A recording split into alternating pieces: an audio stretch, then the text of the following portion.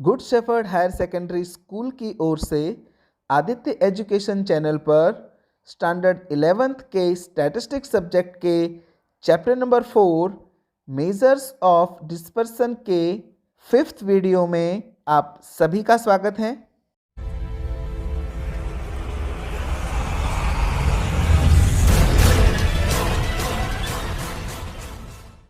Friends, in the last video we have solved two sums of grouped data of mean deviation or average deviation from exercise 4.3, sum number 2 and sum number 4, and we have completed the topic average deviation. Today we will study the last topic of this chapter, and that is standard deviation.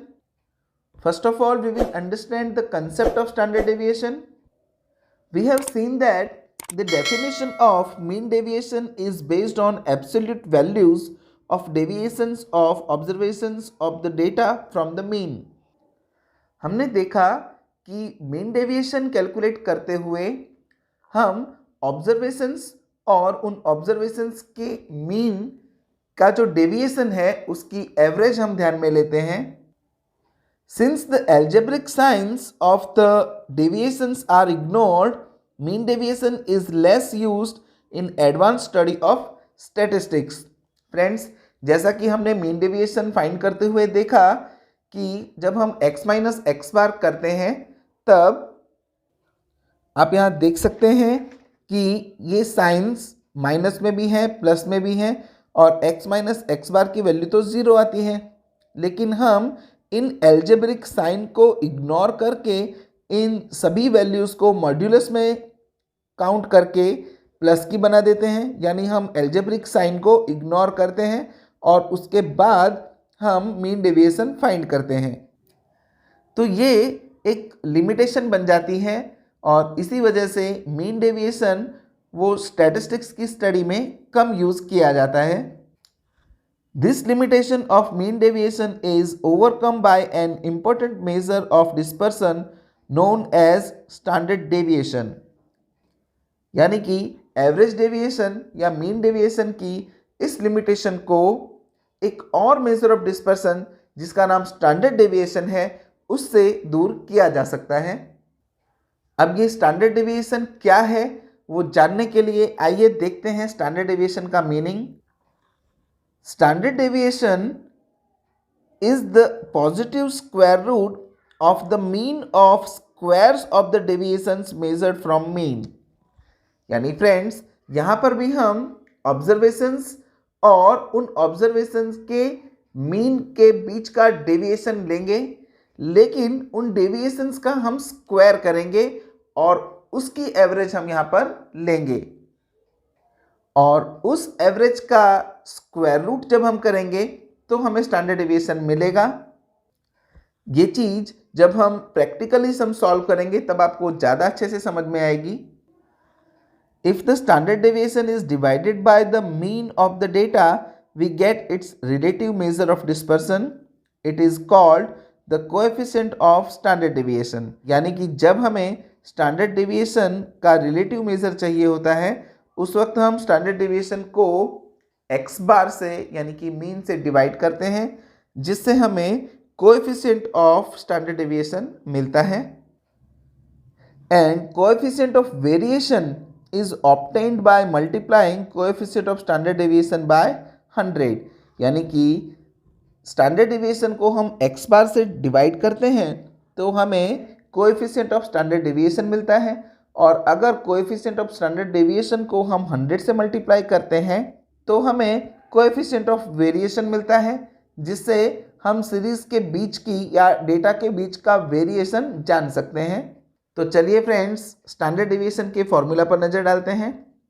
For ungrouped data यानी कि when only observations are given at that time the formula of standard deviation is S is equal to under root sigma x minus x bar whole square upon n. S stands for standard deviation. अब friends अगर हमें इसका variance करना हो तो S का square कर देंगे, यानी वेरिएंस को इंडिकेट करने के लिए हम एस स्क्वायर का यूज़ करते हैं, और अगर हम इसका स्क्वायर करेंगे तो इसके पूरे फॉर्मूला पे जब मैं स्क्वायर लगाऊंगा तो ये स्क्वायर रूट की साइन हट जाएगी, यानी वेरिएंस का जो फॉर्मूला रहेगा वो रहेगा sigma x minus x bar whole square upon N.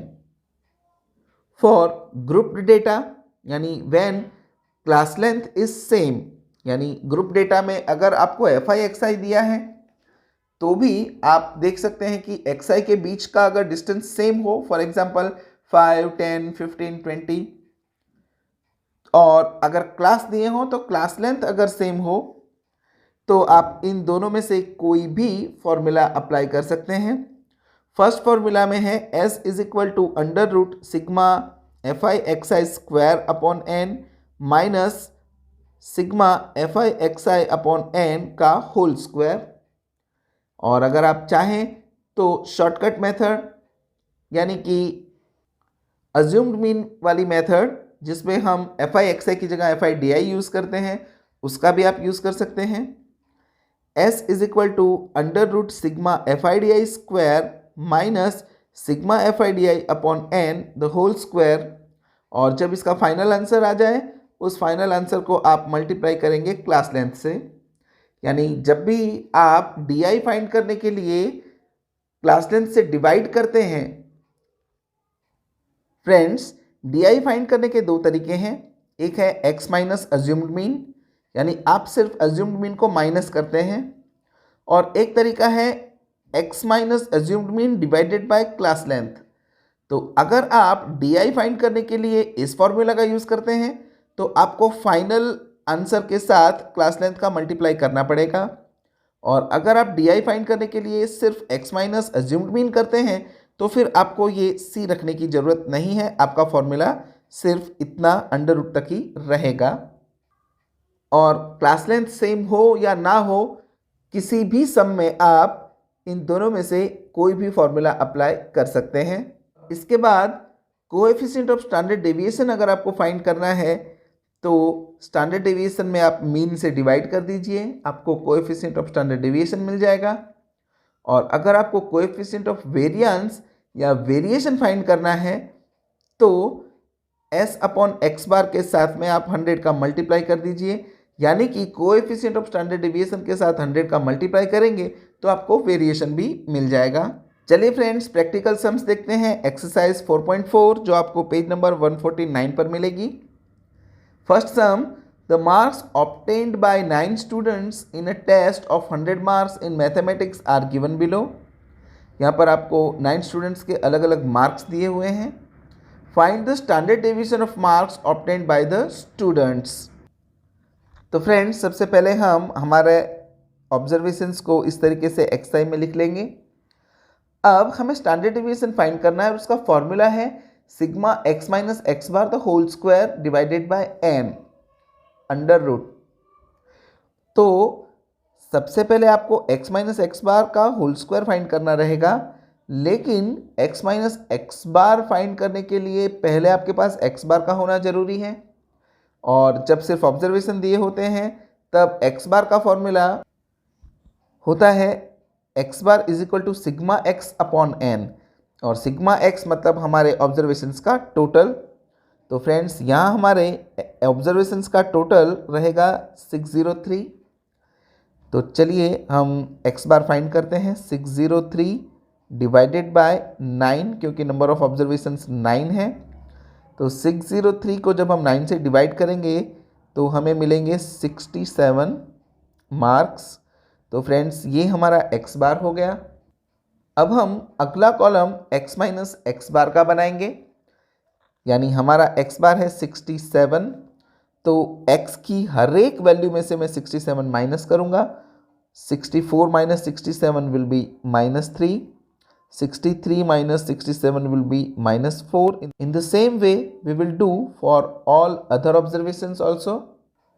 तो आप यहाँ देख सकते हैं फ्रेंड्स, यहाँ सिग्मा एक्स माइनस एक्स बार 0 आया है, और ये बात मैंने आपको बताई थी कि जब सिर्फ ऑब्जर्वेशन दिए हों तब हमेशा एक्स माइनस एक्स बार का टोटल 0 ही रहेगा, और अगर ये ग्रुप डेटा होता तो ये ज़रूरी नहीं होता कि x माइनस एक्स बार 0 हो, लेकिन ये अनग्रुप डेटा है, इसमें हमेशा x माइनस एक्स बार 0 ही रहेगा।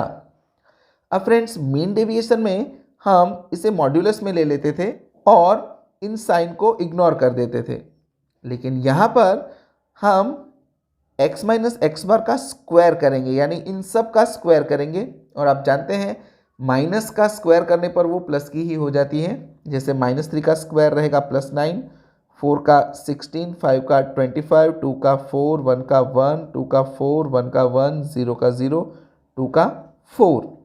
तो यहाँ हमें मिलेगा x minus x bar the whole square is equal to 64। तो आप देख सकते हैं फ्रेंड्स, यहाँ पर जो साइन हमने इग्नोर नहीं की है बल्कि हमने इसका स्क्वायर किया है। और अब इस डेटा को हम इस फॉर्मूला में रख देंगे। तो under root sigma x minus x bar का जो होल स्क्वायर है वो है 64 डिवाइडेड बाय 9, और इसके बाद अंडर रूट 64 में जब आप 9 से डिवाइड करते हैं तो आपको 7.111 मिलता है। और आप देख सकते हैं यहाँ हमने स्क्वायर किया है। अब स्क्वायर करने के बाद जो एवरेज हमने निकाली हम उसका स्क्वायर रूट लेते हैं। तो 7.111 का जो स्क्वायर रूट रहेगा वो होगा 2.67 मार्क्स। तो फ्रेंड्स ये आपका स्टैंडर्ड डेविएशन हुआ। सम नंबर 2 आपको होमवर्क में करना है। आज के वीडियो में इतना ही। अगले वीडियो में मैं आपको ग्रुप डेटा का स्टैंडर्ड डेविएशन कैसे फाइंड करना है वो सिखाऊंगा। आज के वीडियो से रिलेटेड अगर आपको कोई भी क्वेरी रहती है या कोई क्वेश्चन रहता है तो आप मुझे कमेंट सेक्शन में पूछ सकते हैं, या आप मुझे मेरी मेल आईडी पर मेल करके भी अपने डाउट्स सॉल्व करवा सकते हैं। फ्रेंड्स अगर अभी तक आपने चैनल सब्सक्राइब नहीं किया हो तो प्लीज़ इसे सब्सक्राइब करें ताकि आपको अगले वीडियोस का नोटिफिकेशन पहले ही दिन मिल जाए। आपको वीडियो पसंद आया है तो प्लीज़ इसे लाइक करें, अपने फ्रेंड्स में शेयर करें और अपना वैल्यूएबल कमेंट हमें दें ताकि हमें ऐसे ही इंस्पिरेशन मिलती रहे। बहुत जल्द मुलाकात होगी आपसे अगले वीडियो में। तब तक के लिए पढ़ाई करें, सुरक्षित रहें। Good bye.